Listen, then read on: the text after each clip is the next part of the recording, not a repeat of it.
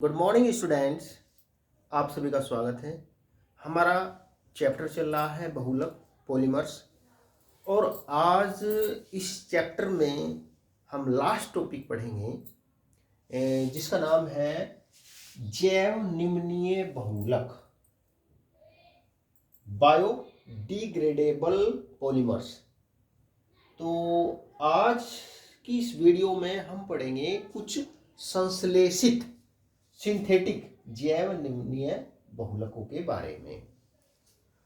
तो शुरू करते हैं आज का हमारा टॉपिक, जैव निम्नीय बहुलक। क्या होते हैं जैव निम्नीय बहुलक? Biodegradable polymers. देखो, जैसे स्टार्च, गोंद, प्रोटीन, ये प्राकृतिक बहुलक है, नेचुरल पॉलीमर है। ये इनको जैव निम्नीय बहुलक कहा जाता है, बायोडिग्रेडेबल पॉलीमर्स कहा जाता है, क्योंकि ये जो पॉलीमर्स होते हैं ना, ये जैविक तंत्रों में, बायोलॉजिकल जो सिस्टम होते हैं उनमें ये स्वयं अपघटित होते रहते हैं। जो ये प्राकृतिक बहुलक होते हैं ना, ये स्वयं अपघटित होते रहते हैं। या कहें कि ये जो नेचुरल पॉलीमर है, ये पर्यावरणीय निम्नीकरण प्रक्रमों, इन्वायरमेंटल डिग्रेडेशन प्रोसेस के द्वारा इनका विघटन होता रहता है। मतलब प्रकृति में जो विघटन अभिक्रियाएं होती रहती है ना, उनके द्वारा इनका विघटन होता रहता है।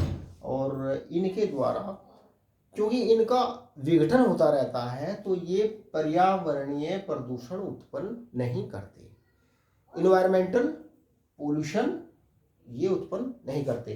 तो इस प्रकार के बहुलक कहलाते हैं जैव निम्नीय बहुलक, जो स्वयं अपघटित होते रहते हैं। तो ऐसे बहुलक तो कहलाते हैं जैव निम्नीय बहुलक। जैसे ये जैव निम्नीय बहुलक है, ये प्राकृतिक जैव निम्नीय बहुलक है। अच्छा, कुछ पॉलीमर्स ऐसे होते हैं सिंथेटिक पॉलीमर्स, संश्लेषित बहुलक।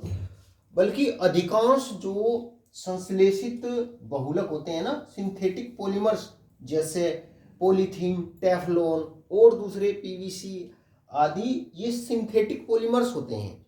जो सिंथेटिक पॉलीमर्स होते हैं ना, वो इन्वायरमेंटल डिग्रेडेशन प्रोसेस के द्वारा, पर्यावरणीय निम्नीकरण प्रक्रमों के द्वारा ये लगभग अप्रभावित रहते हैं। जो प्रकृति में जो विघटन अभिक्रियाएं चलती रहती है ना, पर्यावरण में जो विघटन अभिक्रियाएं चलती रहती है, उनके द्वारा ये पॉलीमर्स जो होते हैं ये लगभग अप्रभावित रहते हैं, क्योंकि ये रासायनिक रूप से ये लगभग निष्क्रिय होते हैं। तो रासायनिक रूप से निष्क्रिय होने की वजह से ये विघटन जो अभिक्रियाएं होती है उनमें भाग नहीं लेते। और इनमें ये जो सिंथेटिक पॉलीमर्स होते हैं ना, इनमें फंक्शनल ग्रुप नहीं होते, इनमें फंक्शनल ग्रुप नहीं होते, जिसकी वजह से ये जो विघटन प्रोसेस होती है, इन्वायरमेंट में जो विघटन प्रोसेस होती रहती है ना, फंक्शनल ग्रुप, क्रियात्मक समूह इनमें न होने की वजह से ये लगभग निष्क्रिय रहते हैं और इनको जैव अनिम्नीय बहुलक कहते हैं, नॉन डिग्रेडेबल पॉलीमर्स कहते हैं। देखो, ये जो प्राकृतिक बहुलक होते हैं ना, प्राकृतिक बहुलकों में फंक्शनल ग्रुप होते हैं, इनमें क्रियात्मक समूह होते हैं, तो ये आसानी से विघटित होते रहते हैं। जबकि जो अधिकांश जो सिंथेटिक पॉलीमर्स होते हैं ना, उनमें क्रियात्मक समूह उपस्थित नहीं होते, तो जिसकी वजह से ये जो पर्यावरणीय जो विघटन प्रक्रियाएं होती है उनमें, उनके प्रति ये लगभग निष्क्रिय होते हैं, उनमें ये भाग नहीं लेते। और इसकी वजह से ये अनिम्नीकृत रूप में, अनडिग्रेडेबल रूप में ये पर्यावरण में ये लंबे समय तक ये पड़े रहते हैं और जिसकी वजह से ये गंभीर पर्यावरणीय समस्याएं उत्पन्न करते हैं। इन्वायरमेंटल पोल्यूशन ये पैदा करते हैं।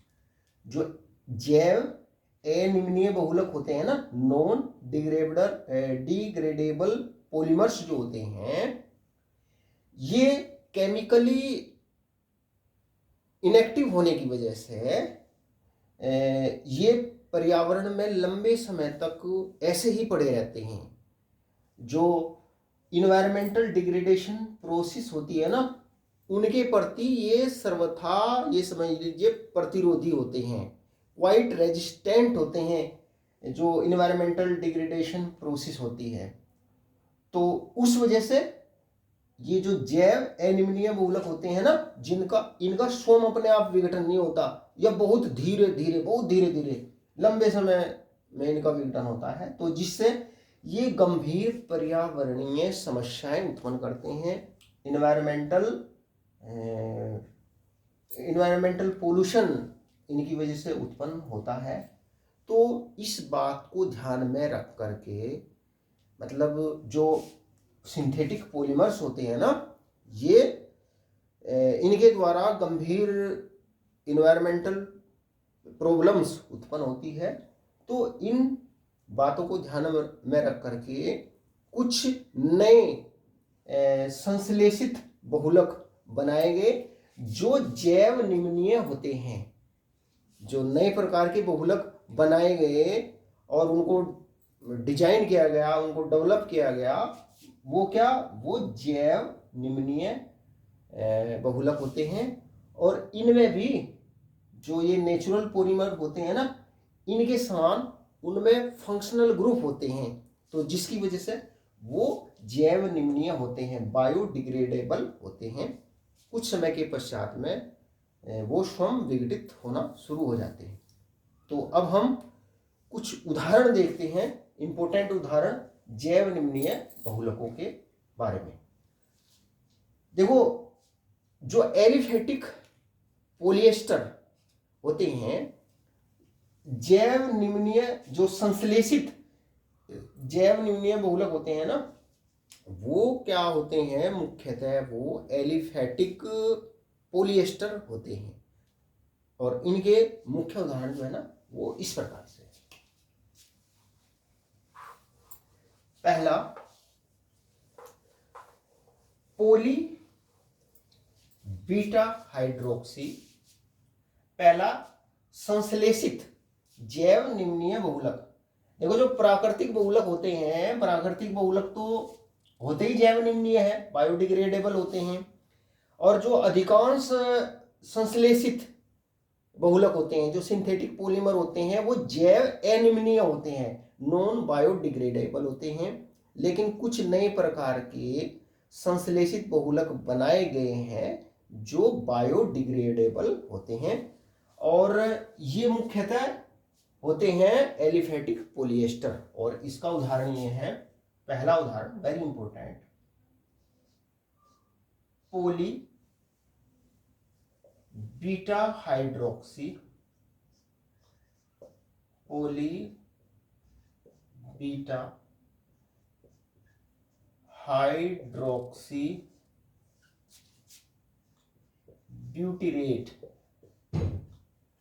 ब्यूटीरेट co beta hydroxy co beta hydroxy valerate co beta hydroxy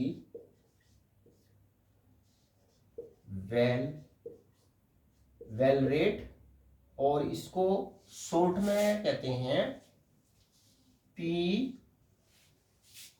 poly beta hydroxy butyrate, PBHV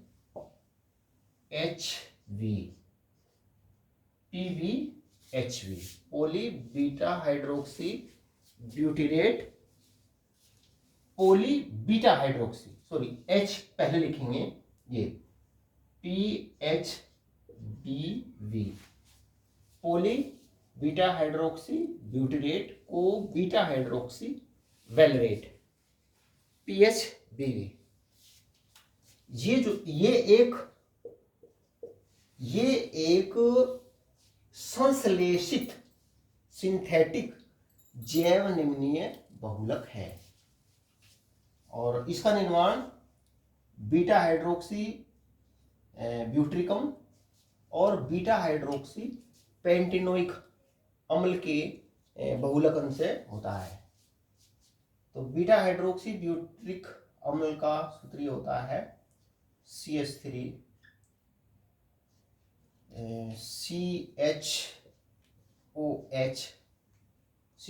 CHOH और ये CH2COOH।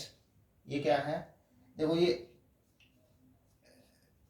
ये क्रियात्मक समूह COOH, ये पहला कार्बन अल्फा, ये दूसरा कार्बन बीटा, तो बीटा हाइड्रोक्सी ये ब्यूट्रिक अम्ल है या बीटा हाइड्रोक्सी ब्यूटेनोइक अम्ल, beta hydroxy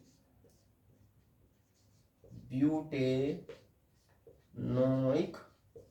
beta hydroxy butanoic अम्ल, और बनता है ये बीटा हाइड्रोक्सी पेंटेनोइक अम्ल से CH3 CH2 COH CH CH2 COOH।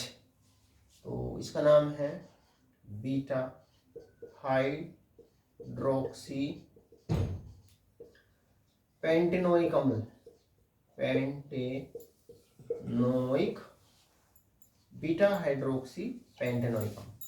तो ये जो बहुलक है PHBV, ये इन दो अम्लों के सह बहुलकन से ये बनता है। इस प्रकार से, इस प्रकार से देखो यहां से H, एक अम्ल के OH का H दूसरे अम्ल के जो कार्बोक्सिल समूह होता है ना उसके OH के साथ में क्रिया करके वो पानी बना देता है। तो इस प्रकार से ये अणु ब्यूटेनोइक और पेंटेनोइक अम्ल के अणु बड़ी संख्या में आपस में जुड़ करके इस बहुलक का निर्माण करते हैं और इसका जो संरचना सूत्र होता है वो ये होता है। देखो ये CH, यहाँ इसमें ये CH3 नीचे लगाओ CH3, ये O, इसकी संयोजकता खाली छोड़ो क्योंकि यहाँ से H कार्बोक्सिल समूह के OH से क्रिया करके पानी बनाएगा, और ये CH2 और ये CO, इसका OH इसके H के साथ में ये पानी बनाएगा, तो ये हो जाएगा इसका ये O, ये CH और ये CH2 CH3 और ये CH2 और ये CO, इसका OH अगले अणु के साथ में जुड़ करके पानी बनाएगा, तो ये बनता है इसका होल N। ये रिपीटिंग यूनिट हो गई, तो ये होता है पोली बीटा हाइड्रोक्सी ब्यूटेरेट को बीटा हाइड्रोक्सी वेलरेट। इसका उपयोग विशिष्ट पैकेजिंग बनाने में, अस्थियों में प्रयुक्त यंत्रों, ऑर्थोपीडिक डिवाइसेस बनाने में इस बहुलक का प्रयोग किया जाता है, और नियंत्रित ड्रग उत्सर्जन में इस बहुलक का उपयोग किया जाता है।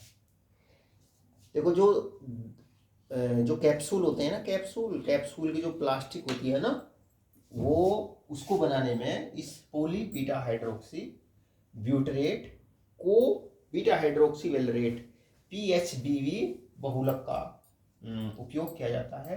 और ये एक संश्लेषित बायोडिग्रेडेबल पॉलीमर है, सिंथेटिक ये एक पॉलीमर है, तो इसको नोट करिए।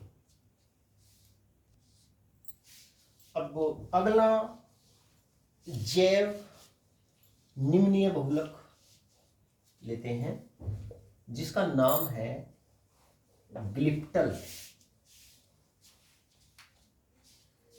ग्लिप्टल ग्लिप्टल यह एक संघनन बहुलक है और अंग्रेजी इसकी होगी ग्लिप्टल। यह एक क्या है, कंडेंसेशन पॉलीमर है, संघनन बहुलक है जो एथिलीन ग्लाइकोल का सूत्र होता है ये HOCH2CH2OH। ये क्या है, एथिलीन ग्लाइकोल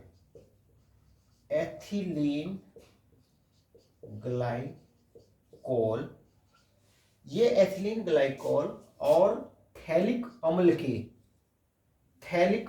के संघनन द्वारा प्राप्त किया जाता है, कंडेंसेशन के द्वारा प्राप्त किया जाता है। ये COOH ये बेंजीन रिंग है। बेंजीन रिंग में ऑर्थो पोजीशन पर दो कार्बोक्सिलिक समूह जुड़े होते हैं, कार्बोक्सिल समूह जुड़े होते हैं। इसका नाम है थैलिक अम्ल। और तो बड़ी संख्या में अणु आपस में जुड़ते हैं। मान लीजिए इसके भी N अणु लिए, इसके भी हमने N अणु लिए, है ना, बीच में ये प्लस का निशान है। तो यहाँ से H और यहाँ से OH ये पानी बनाता है। इसी प्रकार से इसका H कार्बोक्सिल समूह के OH के साथ में पानी बनाता है। तो ये बहुलक बनता है जिसकी संरचना इस प्रकार से होती है। तो यहाँ से H हटेगा ये, तो ये तो एक संयुक्त इसकी खाली छोड़ दो, OCH2CH2O, है ना। ये अब ये C, यहाँ से H, ये OH, अब ये पानी बन गया। अब ये O यहाँ इस कार्बन से जुड़ गया, है ना। ये कार्बन का O है, डबल बॉन्ड से जुड़ा हुआ है। और यहाँ से ये बेंजीन रिंग है, ठीक है ना।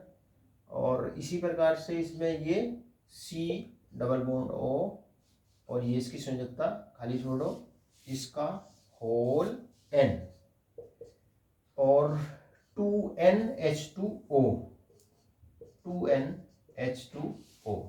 तो ये जो बहुलक बनता है इसी को कहते हैं ग्लिप्टल। जो ग्लिप्टल होता है ये एथिलीन ग्लाइकोल और थैलिक अम्ल का ये कंडेंसेशन पॉलीमर है, संघनन बहुलक है। और इसका उपयोग पेंट्स बनाने में इसका उपयोग किया जाता है। और परलाक्स को अंग्रेजी में कहते हैं लैकर्स, LACQUERS, लैकर्स बनाने में इसका प्रयोग किया जाता है। जो लैकर्स होते हैं ना, ये पेंट के लिए बंधक पदार्थ होते हैं, बाइंडिंग मटेरियल होते हैं। जो पेंट होता है ना, पेंट इनके द्वारा चिपक जाता है।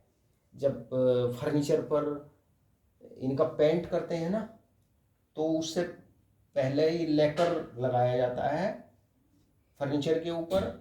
लेकर से पेंट जो है ना वो अच्छी तरीके से चिपक जाता है फर्नीचर से।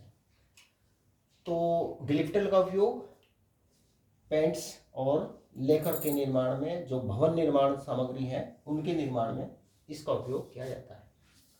अब अगला संश्लेषित जैव निम्नीय बहुलक लेते हैं जिसका नाम है नाइलॉन 2 नाइलॉन 6। नाइलॉन 2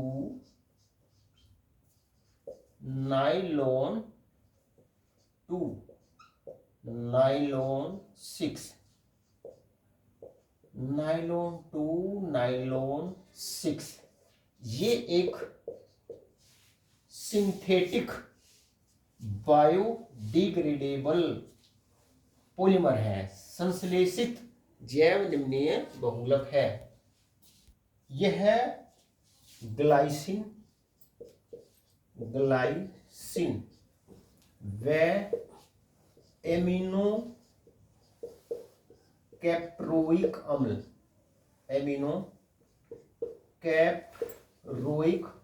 अम्ल का पॉलीएमाइड सहबहुलक है,